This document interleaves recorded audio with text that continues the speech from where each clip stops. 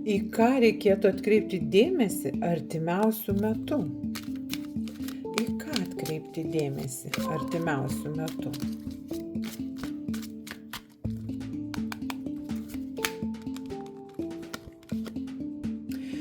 Šventikas. Pirmiausia, reikėtų laikytis išminties, teisingų sprendimų, išmintingų sprendimų. Ir šventiko korta reiškia, kad tai bus tradicinis problemos sprendimas ir reikėtų laikytis to tradicinio sprendimo, teisingo sprendimo, pasitelkti išmintimi.